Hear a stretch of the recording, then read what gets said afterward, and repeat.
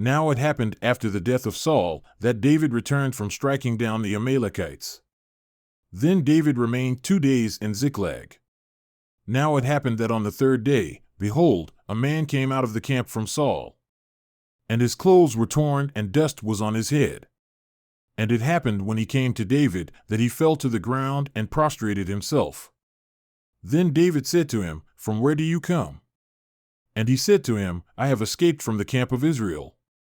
And David said to him, "How did things go? Tell me now." And he said, "The people have fled from the battle, and also many of the people have fallen and are dead, and Saul and Jonathan his son are dead also." So David said to the young man who told him, "How do you know that Saul and his son Jonathan are dead?" And the young man who told him said, "By chance I happened to be on Mount Gilboa, and behold, Saul was leaning on his spear. And behold, the chariots and the horsemen pursued him closely. Then he turned to look behind him, and he saw me and called to me. And I said, 'Here I am.' And he said to me, 'Who are you?' And I answered him, 'I am an Amalekite.'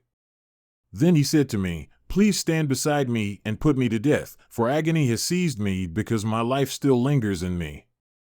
So I stood beside him and put him to death, because I knew that he could not live after he had fallen.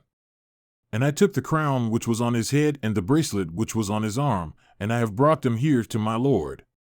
Then David took hold of his clothes and tore them, and so also did all the men who were with him.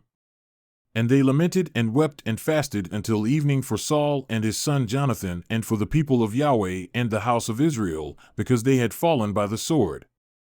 And David said to the young man who told him, "Where are you from?" And he answered, "I am the son of a sojourner, an Amalekite." Then David said to him, "How is it you were not afraid to send forth your hand to destroy the anointed of Yahweh?" And David called one of the young men and said, "Approach and fall upon him." So he struck him and he died. And David said to him, "Your blood is on your head, for your mouth has answered against you, saying, 'I have put the anointed of Yahweh to death.'"